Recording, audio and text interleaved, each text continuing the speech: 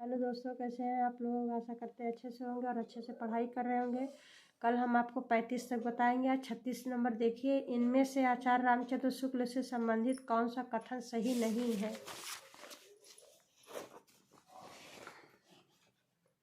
ये नंबर देखिए। उन्होंने प्रारंभ में ब्रजभाषा और खड़ी बोली में फुटकर कविताएं लिखी थी। बी नंबर, आचार्य शुक्ल के प्रारंभिक लेख और गंभीर चिंतन परक निबंध चिंतामणि 2 भाग में संकलित है। उनके सैद्धांतिक समीक्षा पर लिखे निबंध रसमीमांसा नामक ग्रंथ में संकलित है। उन्होंने अंग्रेजी में लिखी एक पुस्तक का बुद्धचरित नाम से खड़ी बोली हिंदी में पदानुवाद किया। दोस्तों यही गलत है। 37 नंबर देखिए। उक्रोक्ति के विरोधी आचार्य कौन है। भामह, रुद्रठ, मम्मठ, विश्वनाथ। ये विश्वनाथ है। मंगल करणी कलिमल हरणी तुलसी कथा रघुनाथ की उपर्युक्त पंक्ति में कौन सा छंद है। चौपाई, हरिगीतिका, रोला, मालिनी। ते हरिगीतिका छंद है। आरति सैन्य सिंधु में सुबाड वाग्नि से जलो प्रवीर हो जई बनो बढ़े चलो में कौन सा गण है। जगण, रगण, जगण, रगण, जगण गुरु। रगण, जगण, तगड़, तगड़, जगण गुरु। रगड़, रगड़, जगड़, जगड़, मगड़ गुरु। मगड़, भगड़, नगड़, तगड़, तगड़ गुरु। इसमें दोस्तों ऐसे इसको बनाना हो तो 3-3 अक्षरों का, या माता राजभवन सलगा, अगर ये याद कर लिए तो उसी से बन जाएगा। ये दोस्तों ये नंबर सही है। 3-3 को लेकर चलना चाहिए। ऐसे ऐसे करके ये जगड़ ऐसे ऐसे बनता है।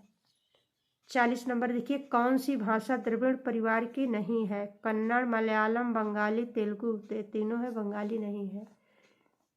पंजाबी, राजस्थानी, हरियाणवी। ब्रज में प्रभावी साहित्यिक खड़ी बोली या देहलवी से किस हिंदी का विकास हुआ। संस्कृत, निष्ठ हिंदी, मानक हिंदी, पुरानी हिंदी, कठिन हिंदी। थे मानक हिंदी। भाषा वह साधन है जिसके द्वारा मनुष्य अपने विचार दूसरों पर भली भांति प्रकट कर सकता है। रामचंद्र शुक्ल, जॉन गिलक्राइस्ट, कामता प्रसाद गुरु, जॉर्ज ग्रियर्सन। ये सी नंबर सही है। कुप्पी, टोपी, नीर, पापड़ किस भाषा परिवार से हिंदी में आगत शब्द है। द्रविड़ी भाषा परिवार, आर्य भाषा परिवार, सामी हामी परिवार, चीनी तिब्बती। द्रविड़ भाषा परिवार है। नेक्स्ट देखेंगे। इनमें से कौन सी बोली पश्चिमी हिंदी के अंतर्गत नहीं आती। खड़ी बोली, ब्रज भाषा, कन्नौजी। तो ये तीनों आती हैं। ये नहीं आती अवधि क्योंकि ये पूर्वी हिंदी में आती है। इनमें से कौन सा गलत है। विकसित तथा प्रयोग क्षेत्र की दृष्टि से बोली का रूप भाषा से बहुत छोटा होता है। रूप रचना की दृष्टि से बोली पूर्णतः विकसित होती है। तो यही दोस्तों गलत है। भारतीय भाषाओं के भाषा सर्वेक्षण का कार्य संपादन एवं कई खंडों में उसका प्रकाशन निम्नलिखित विद्वान की अध्यक्षता में संपन्न हुआ। Tessitori, Acharya Ramchandra Shukla, Suniti Kumar Chatterji, sir George Abraham Grierson. यही सही है। हिंदी की वैज्ञानिक एवं तकनीकी शब्दावली के निर्माण हेतु संस्कृत शब्दों को प्राथमिकता देते हुए उपयोगी शब्द ग्रहण किए जाते हैं। हिंदी भाषा में, मराठी, बंगाली भाषा में सभी मान्यता प्राप्त भारतीय भाषा होती है। सही है, डी नंबर। अवधी भाषा की शब्दावली तत्सम बहुला हुआ है, देशज बहुला है, तद्भव बहुला है, विदेशी शब्द। ये सी नंबर सही है। उसका सब कुछ लुट गया इस वाक्य में कौन सा सर्वनाम है। संकेतवाचक सर्वनाम, अनिश्चयवाचक सर्वनाम, निश्चयवाचक सर्वनाम, ये दोस्तों अनिश्चय, क्योंकि उसका थर्ड पर्सन कोई भी हो सकता है। पहले से बहुत धीरे बोलने वाला में कौन सा पदबंध है। तो धीरे क्रिया है, बोलने वाला विशेषण है, तो क्रिया की विशेषता बताता है, इसलिए क्रिया विशेषण पदबंध शब्द है। निम्नलिखित में से कौन सा शब्द है जो सदैव स्त्रीलिंग में प्रयुक्त होता है। पक्षी, बाज, गेंडा, मकड़ी। मकड़ी ही होता है। दिक, धन, गज की संधि है। दिग्गज, दिग्गज, दिग्गज कोई नहीं, तो यह दिग्गज होगा क्योंकि ये अपने तीसरे में परिवर्तित हो जाता है। ये व्यंजन संधि है। का गा में परिवर्तित हुआ। हिंदी शब्द भंडार में कितने प्रकार के शब्द हैं। 8, 6, 2, 4। ते 4 है। तत्सम, तद्भव, देशज, विदेशज।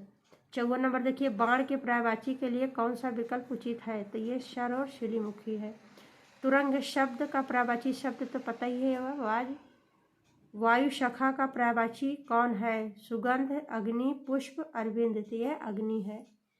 स्वजाति शब्द का विलोम, यह है विजाति।